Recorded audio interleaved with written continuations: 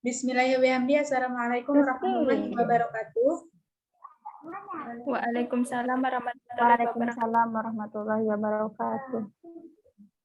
Alhamdulillahirabbil alamin. Wa bihi nasta'inu ala umuri dunya waddin. Wassalatu wassalamu ala asyrofil anbiya'i wal mursalin wa ala alihi wa sahbihi majma'in amma ba'du. Yang sama-sama kami hormati Ibu dosen pembimbing mata kuliah perkembangan peserta didik, yaitu Ibu Daniani dan Ibu Ipa Nurmawanti, dan yang saya banggakan teman-teman sekalian. Jadi di sini kami dari kelompok 1 akan mempresentasikan hasil diskusi kami mengenai materi konsep dasar pertumbuhan dan perkembangan peserta didik.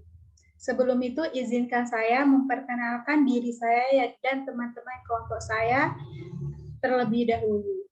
Saya Gita Qur'ataini selaku moderator dan pemateri pertama. Selanjutnya ada Gita Herawati sebagai pemateri kedua. Selanjutnya ada Habibur Rahman sebagai pemateri ketiga. Selanjutnya ada Hediati Utami sebagai pemateri keempat. Dan pemateri terakhir yaitu Hera Sukmawati. Untuk lebih barokahnya, marilah kita mulai pembelajaran pada hari ini dengan sama-sama melafazkan kalimat basmalah. Bismillahirrahmanirrahim.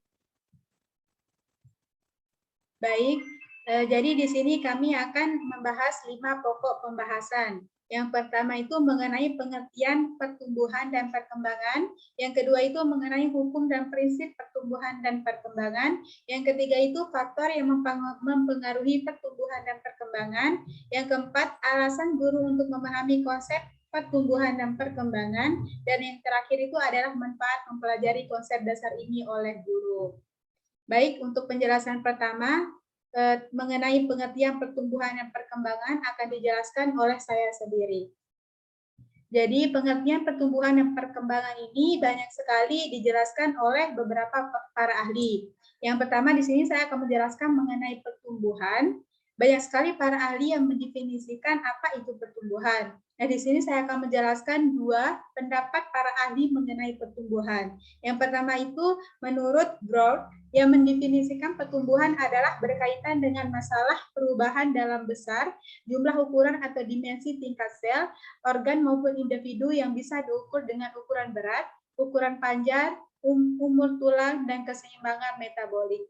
Yang kedua itu menurut Wismoadi Wahono, yang mendefinisikan pertumbuhan itu adalah proses meliputi pertambahan dalam jumlah ukuran, keluasan dan kedalaman, serta saling keterhubungan dan kompleksitas. Dari beberapa pendapat para ahli, dapat disimpulkan bahwa pertumbuhan itu adalah proses pertambahan ukuran yang bersifat kuantitatif atau dapat dihitung dan diukur dengan angka dan irreversibel atau sifatnya tidak bisa kembali ke bentuk semula. Nah, itu pengertian untuk pertumbuhan. Selanjutnya, pengertian untuk perkembangan. Untuk perkembangan ini juga ada banyak sekali para ahli yang mendefinisikan apa itu perkembangan. Nah, di sini saya akan menjelaskan pengertian perkembangan menurut beberapa para ahli. Yang pertama itu menurut Seifert dan Hoffnung yang mendefinisikan perkembangan itu sebagai perasaan tumbuh pada seseorang dan mengakibatkan perubahan jangka panjang, pola berpikir, hubungan sosial, dan skill motorik. Seifert dan Hoffnung melibatkan beberapa unsur dalam perkembangan.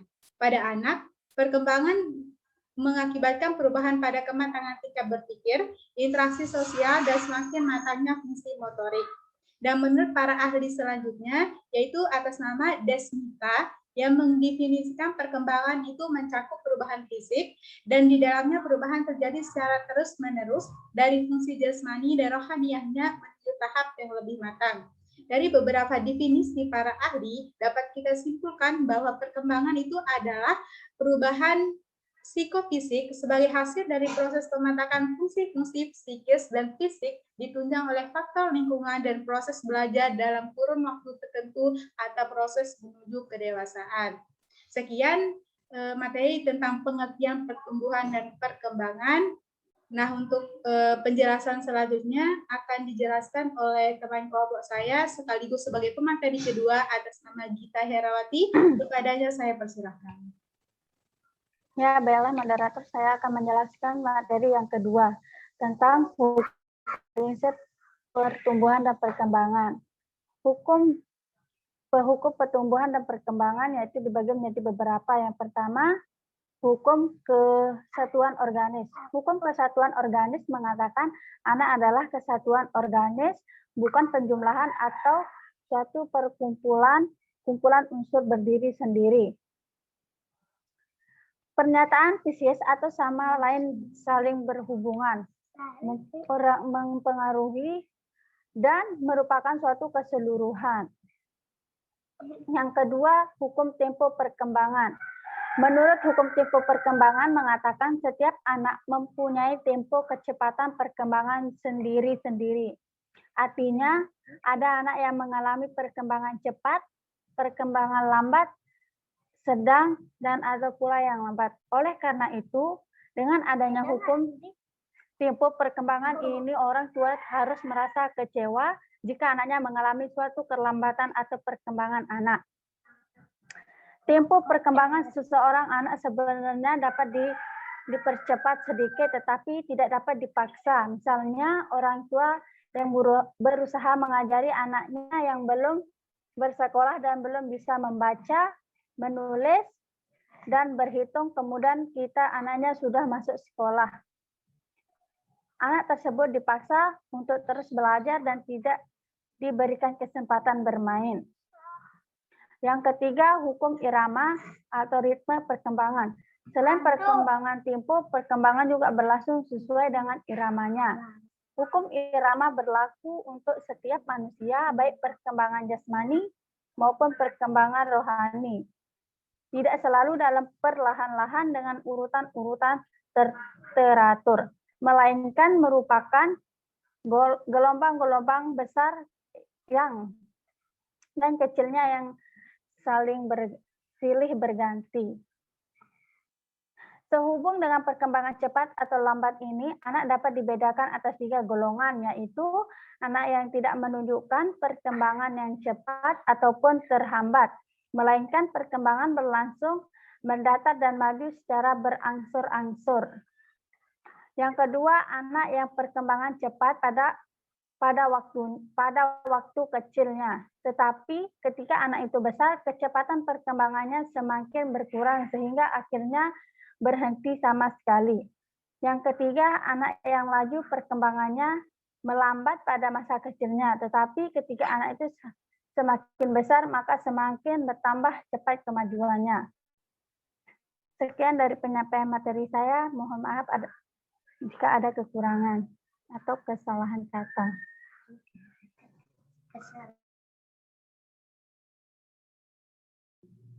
Baik, terima kasih Gita Herwati atas penjelasannya.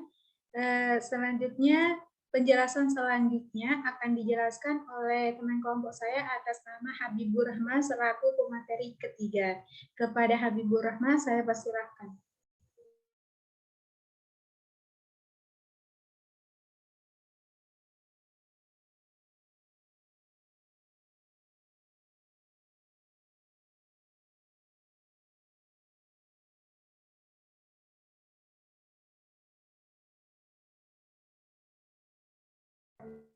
Ya, mohon maaf tadi ada gangguan. Ya, untuk materi selanjutnya ialah hukum masa peka. Masa peka adalah suatu masa ketika fungsi-fungsi jiwa menonjolkan diri keluar dan peka akan pengaruh rangsangan yang datang. Hukum masa peka ini diperkenalkan oleh Maria Montessori, seorang pendidik berkebangsaan Italia. Montessori mengatakan masa peka merupakan masa pertumbuhan ketika suatu fungsi jiwa mudah sekali selama hidupnya. Apabila masa peka ini tidak digunakan sebaik-baiknya atau tidak mendapat kesempatan untuk berkembang, maka fungsi-fungsi tersebut akan mengalami kelalaian abnormal dan hal ini akan mengganggu perkembangan selanjutnya. Karena adanya suatu masa yang disebut masa peka, maka perkembangan tidak lain adalah terpenuhinya masa peka anak-anak. Makin tepat pelayanan terhadap masa peka berarti anak makin baik perkembangannya. Dan selanjutnya hukum rekapitulasi. Hukum rekapitulasi dikemukakan oleh Haeckel, seorang sarjana biologi Jerman yang disebut hukum biogenetis. Dalam hukum tersebut, perkembangan jasmani individu merupakan ulangan dari perkembangan jenis, dengan kata lain ontogenesi adalah rekapitulasi dari biologenesi. Otogenesi adalah perkembangan individu, sedangkan biologenesi adalah kehidupan nenek moyang suatu bangsa. Dengan demikian, menurut hukum rekapitulasi ini, perkembangan yang dialami seorang anak merupakan ulangan ringkasan sejarah kehidupan umat manusia. Sebagaimana besar ahli psikologi perkembangan mengakui adanya persamaan di antara kehidupan kebudayaan mulai dari bangsa-bangsa primitif sampai pada kehidupan kebudayaan bangsa yang modern dewasa ini. Contohnya, pengulangan ini dapat dilihat dari fase-fase perkembangan anak yang sesuai dengan perkembangan kehidupan bangsa-bangsa sejak zaman dahulu, yaitu masa berburu dan menyamun. Masa ini dialami ketika anak-anak berusia sekitar 8 tahun, yaitu ditandai dengan kesenangan anak untuk menangkap binatang, berburu, bermain tembak-tembakan, bermain untuk saling mengintai atau jumpritan, bermain kejar-kejaran, dan perang-perangan. Masa beternak menggembala. Masa ini dialami anak sekitar usia 8-10 tahun, yaitu ditunjukkan dengan kesenangan anak memelihara binatang seperti ayam, burung merpati, kucing, kelinci, dan lain-lain. Masa bercocok tanam atau bertani. Masa ini dialami anak ketika ia berusia sekitar 12 tahun. Pada masa ini terlihat kegemaran anak untuk bercocok tanam seperti senang menanam tanaman, memeliharanya, menyiramnya, dan lain-lain sebagainya. Masa berdagang. Masa ini dialami anak ketika ia berusia sekitar 14 tahun. Pada masa ini terlihat kesenangan anak untuk beraktivitas yang mirip dengan perdagangan seperti kesukaan anak untuk jual beli, tukar menukar barang, perangko, bekas, gambar, dan lain-lain seperti main-mainan. Saling mengirim foto dengan sahabat, pena, dan sebagainya. Masa industri. Masa ini terjadi pada usia sekitar 15 tahun ke atas. Pada masa ini terlihat kesenangan dan keasyikan anak mengerjakan pekerjaan tangan, seperti menyulam, membuat keterampilan tangan, dan sebagainya. Hukum selanjutnya yaitu hukum mempertahankan dan mengembangkan diri. Dalam diri anak terdapat hasrat dasar untuk mempertahankan dan mengembangkan diri. Hasrat mempertahankan diri terlihat dalam bentuk-bentuk nafsu makan dan minum, menjaga keselamatan diri, sedangkan hasrat mengembangkan diri terlihat dalam bentuk hasrat ingin tahu, mengenal lingkungan, ingin bergerak, kegiatan bermain-main, dan sebagainya. Hasrat-hasrat dasar ini dapat mengembangkan pembawaan jasmani, urat-urat, saraf, kaki, tangan, kepala, dan lain-lain, serta pembawaan rohani, fantasi, kehendak, pikiran, perasaan, dan lain-lain. Yang terakhir, hukum predestinasi. Predestinasi berarti nasib atau takdir.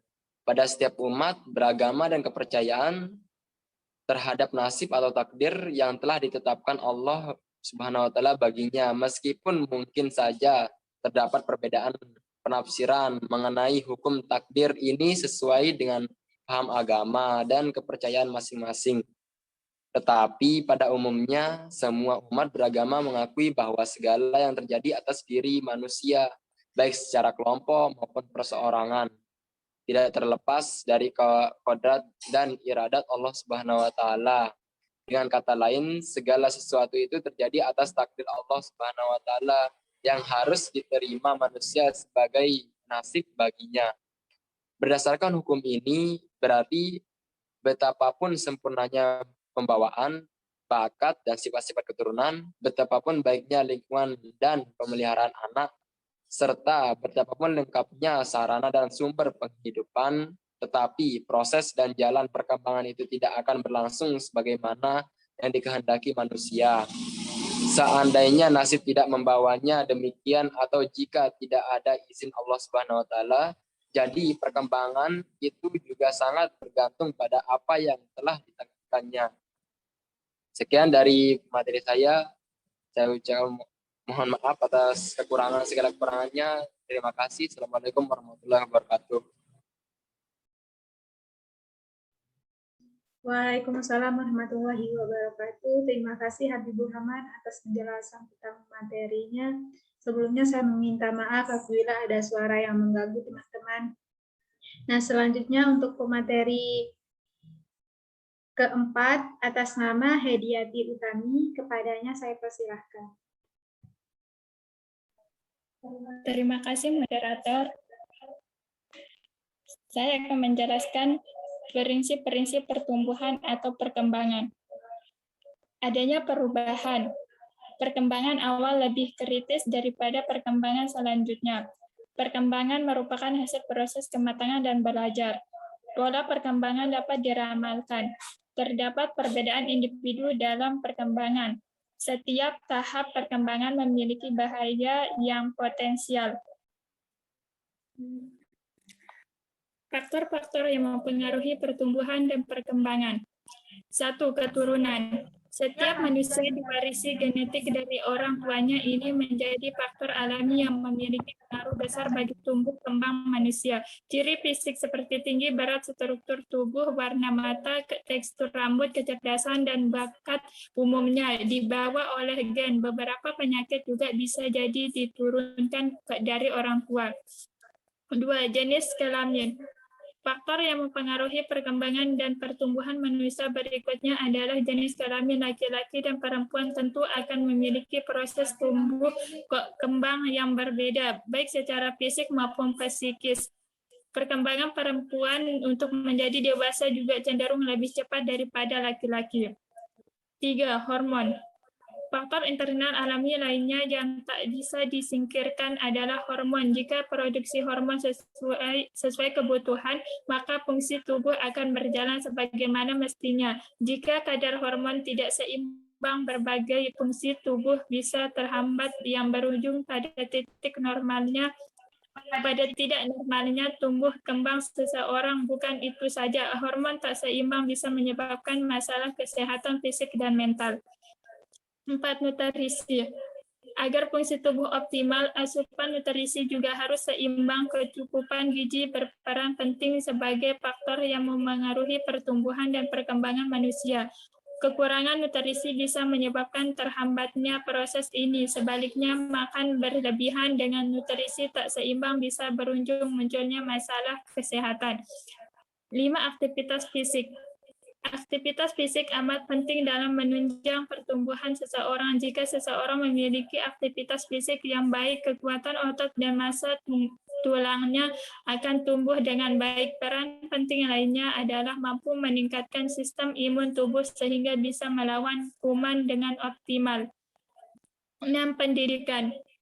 Pendidikan baik sekolah maupun keluarga penting dalam menunjang perkembangan seseorang. Pendidikan yang baik akan memberikan efek positif bagi mental, intelektual, emosional, dan kemampuan sosial. Hal ini juga berperan penting dalam menentukan peran seseorang di masyarakat. Proses ini juga akan membimbing kedewasaan anak menjadi lebih baik. 7. Lingkungan. Lingkungan juga dianggap penting sebagai faktor yang mempengaruhi pertumbuhan dan perkembangan manusia. Faktor lingkungan ini amat luas, dari masyarakat, kemampuan ekonomi, keluarga, rumah tangga, kemajuan teknologi, asupan nutrisi, hingga geografis. Peran polusi dan aspek lingkungan buatan manusia tak bisa dianggap remeh. Lingkungan yang sehat akan berpengaruh baik bagi pertumbuhan dan perkembangan seseorang. Begitu juga sebaliknya, lingkungan yang buruk akan memberikan dampak yang buruk pula. Selanjutnya pemateri kelima sekaligus pemateri terakhir atas nama Hera Sukmawati, kepadanya saya persilahkan. Baik, terima kasih. Saya akan menjelaskan tentang alasan guru perlu memahami konsep dasar pertumbuhan dan perkembangan. Yang pertama, kita akan mempunyai ekspektasi atau harapan yang nyata tentang anak dan remaja. Dari psikologi perkembangan akan diketahui pada umur berapa anak mulai berbicara dan mulai mampu berpikir abstrak. Hal-hal itu merupakan gambaran umum yang terjadi pada kebanyakan anak. Di samping itu akan diketahui pula pada umur berapa anak tertentu akan memperoleh keterampilan perilaku dan emosi khusus. Kemudian yang kedua, pengetahuan tentang psikologi perkembangan anak membantu kita untuk merespon sebagaimana mestinya pada perilaku tertentu dari seorang anak. Bila seorang anak tidak mau sekolah lagi karena diganggu oleh temannya, apakah kita biarkan saja? Psikologi perkembangan akan membantu menjawab pertanyaan-pertanyaan itu dan menunjukkan sumber-sumber jawaban serta pola-pola anak mengenai pikiran, perasaan, dan perilakunya. Kemudian yang ketiga, pengetahuan tentang perkembangan anak akan membantu mengenali berbagai penyimpangan dari perkembangan yang normal. Bila anak umur 2 tahun belum berceloteh atau banyak berbicara, apakah dokter dan guru harus mengkhawatirnya? Apa yang perlu dilakukan bila remaja umur 15 tahun tidak mau lagi sekolah karena keinginannya yang berlebihan, yaitu ingin melakukan sesuatu yang menunjukkan sikap jagoan? Jawaban akan lebih mudah diperoleh apabila kita mengetahui apa yang biasanya terjadi pada anak atau remaja. Kemudian yang keempat, dengan mempelajari perkembangan anak akan membantu memahami diri sendiri. Psikologi perkembangan akan secara terbuka mengungkap proses pertumbuhan psikologi, proses-proses yang akan dialami pada kehidupan sehari-hari. Yang lebih penting lagi, pengetahuan. Kemudian, materi selanjutnya, manfaat guru memahami dan mempelajari konsep dasar pertumbuhan dan perkembangan peserta didik. Yang pertama, dapat menciptakan kelas yang tepat bagi peserta didik. Dengan guru yang memahami konsep perkembangan peserta didik, guru akan mengetahui karakter setiap peserta didik dalam pembelajaran, sehingga guru itu dapat memilih suasana pembelajaran yang tepat untuk diaplikasikan di ruangan kelas. Kemudian yang kedua, dapat memberikan metode pembelajaran yang menarik dan bervariasi. Dalam pembelajaran diperlukan adanya variasi, metode, dan model pembelajaran supaya peserta didik itu tidak mudah bosan. Kemudian yang ketiga, mengetahui pelajaran seperti apa yang sangat dibutuhkan dan yang kurang dibutuhkan. Memang dengan mengetahui karakteristik peserta didik, guru dapat mengetahui pelajaran apa yang tepat untuk diberikan kepada peserta didik. Kemudian yang keempat, memberikan dorongan bagi peserta didik dalam berinteraksi. Guru pun memang terkadang acuh dengan kondisi yang sedang dialami peserta didik. Perkembangan peserta didik dapat membantu guru dalam memberikan dorongan bagi peserta didik dalam hal berinteraksi. Kemudian yang kelima, dapat mengendalikan diri agar tidak membeda-bedakan anak yang satu dengan anak yang lainnya. Terkadang dalam proses pembelajaran di kelas tidak sedikit guru yang membedakan peserta didik. Dengan memahami perkembangan peserta didik, guru akan sadar bahwa setiap peserta didik itu memiliki kemampuan motorik yang berbeda-beda. Kemudian yang terakhir, dapat memahami peserta didik yang baik. Manfaat yang paling utama dalam mempelajari perkembangan dan pertumbuhan peserta didik adalah guru dapat memahami peserta didik dengan baik karena guru mengetahui karakteristik dan perkembangan peserta didik. Terima kasih, sekian dari saya. Terima kasih Hera Sukmawati atas penjelasan tentang materinya. Sekian presentase dari kelompok kami. Kami meminta maaf sebesar-besarnya apabila ada kesalahan kata atau kalimat, dan kami meminta maaf apabila video yang kami buat tidak terlalu bagus atau tidak bisa dimengerti oleh teman-teman sekalian. Sekian dari kelompok kami. Untuk lebih barokahnya, marilah kita tutup diskusi hari ini dengan sama-sama melafazkan kalimat hamdalah. Alhamdulillah. Sekian dari kami. Wassalamualaikum warahmatullahi wabarakatuh. Waalaikumsalam warahmatullahi wabarakatuh.